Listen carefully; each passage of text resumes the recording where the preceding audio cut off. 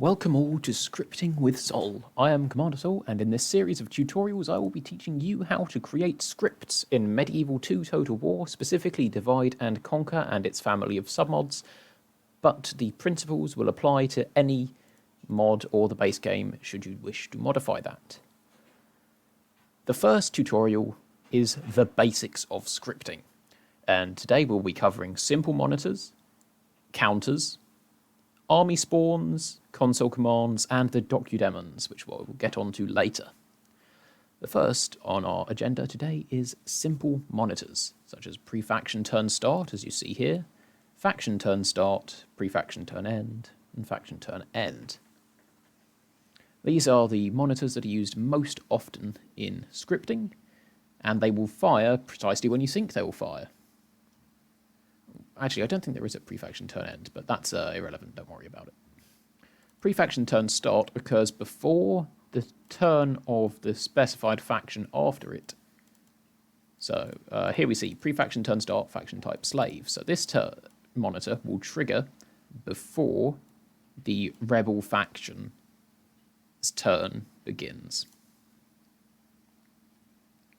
Or you can use faction is local so that it will trigger when a player faction is used.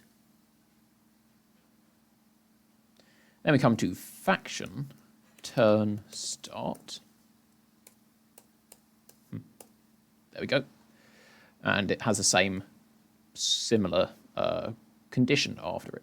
Faction is local or faction type Portugal, for example. And these will trigger when the turn starts for the faction specified after them. Monitors are used extensively in scripting because they are what determines when a script is fired. But there isn't actually that much to them. They always have the format as monitor event, faction turn, monitor event, the conditions. Then end monitor stops that monitor. You can also have terminate monitor, which means that the monitor will only fire once, and when that command is reached, it will not fire again. So sometimes it can fire multiple times. Assume if the terminate monitor statement is in an if statement, but that is fairly common, but not a simple part of scripting. Then we come on to counters.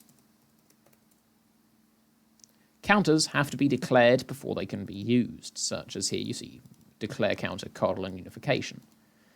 They have to be declared before they are referenced for the first time.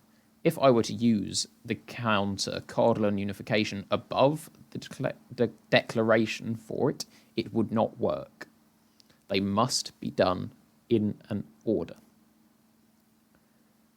Then we have the things you can use counters for, namely set counter and increment counter. Set counter, just as it says on the tin, sets the specified counter, here Eldarian spawn, to the value that you specify after it. This can be positive or negative. Increment counter, or inc counter for short, does the same thing, except it will take the counter here, use its current value, and add the next value to it. This can also be positive or negative, so you can have counters going up and down. You can also use these counters in monitor conditions or if conditions by using the identifier I compare counter and the counter, then equals. You do not need to use equals anywhere unless it is compare counter. If you do, it won't work properly or at all. And this basically says that if the counter Eldarian spawn is 1, then the other conditions can be true, and it will then trigger the whole thing. Next is spawning armies, and we're conveniently at a place where we have a spawn army statement. Spawn army is a very simple and very common part of scripting. It starts with the simple spawn army command, then the faction that the army is spawned for, the character with their name, their type, which can be, for example, admiral, general if you want it to spawn a captain, diplomat, spy, princess, priest, merchant, etc. You get the point. And then it has the age of the character, which has to be greater than 16 if you want it to spawn in. And then the 2 coordinates for the character on the battle map. The direction the character will appear in. The portrait, this one is optional. The hero ability, again optional. And the label, optional but very much recommended. So that you can easily identify the character in case there is already another character with that name. Because how names work in Medieval 2 is they are randomly selected from a list per that faction. And when there is one selected, it can still be selected again. Then we have the traits line, which uses the identifiers and levels from the export description character traits file, or EDCT for short. And then the units that the general will spawn with. The top unit will always be the bodyguard unit, unless there is another cavalry unit somewhere in the spawn army command, or an elephant unit in the spawn army command.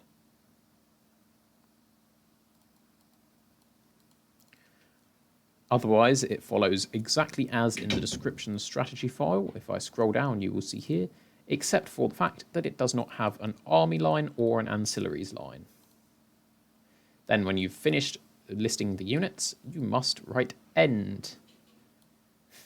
It took me a while to figure that one out, but now the scripts work. Our final actual scripting part of this tutorial is console commands.